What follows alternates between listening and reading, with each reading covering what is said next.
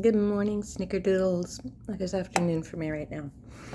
So I wanted to make another little video of things they don't tell you when you get dentures. What is this? What is that? I don't know what that is. Anyway, surgery. Number A.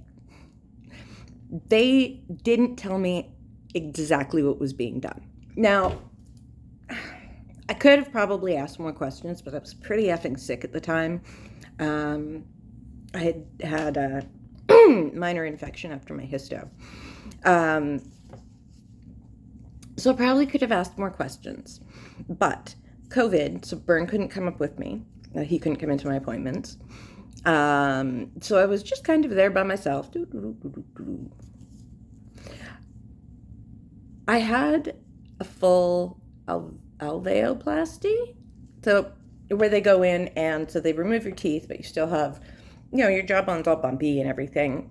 And so they actually grind or file it down so that eventually your bone will collapse in, creating a flat surface for your dentures to sit on.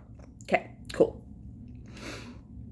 But what they don't tell you is it's even with that, it's not necessarily a one and done. I am going in on Thursday because I need to have another spicule. I think that's what it's called. Ground down, because I guess with the alveoplasty, they want it to, collapse in, make that flat surface. But what happens sometimes is, so you have your jawbone, you've had your teeth out, so you've got your jawbone, but what happens sometimes is it heals like this, and so you have this really sharp bony piece sticking out of your gums. And it's bizarre because this is not like a piece of sequestra. Sequestra is like the little bone bits. They're often really sharp, and you can just tweeze those out. Okay, no, this is actually a teeny little exposed bit of your jaw. And for me, it's the top, so, it's my skull,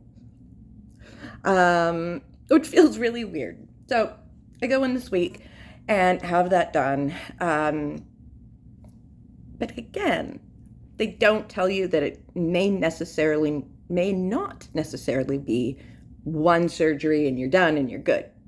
There's a lot of resurfacing that comes in to this, and denture adjustments. And denture adjustments sound scarier than it is, because I always imagined that they were like sort of flexier. I don't know. I don't know what I thought, if I'm honest. I've handled dentures before, but I always thought when I went in, I wouldn't have the same dentures as a 98-year-old lady whose diaper I had to change. Bless her heart. She's lovely. But anyway,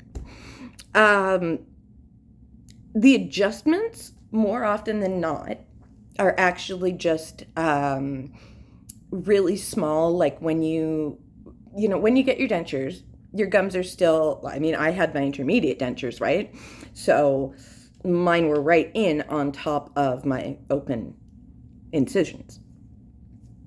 But once you get to a place where those holes are starting to fill, and a lot of times your first denture reline, your gums have healed, but you're still, you've still got those kind of open divity things that your gum is barely healed over. So a lot of the denture adjustments are actually just them kind of filing down sore spots to give your gums a little more room. Anyway, but not a one and done. Like, I had my surgery in November, we're in February, that's 3 months. And I'm now having to go back in to have them resurface.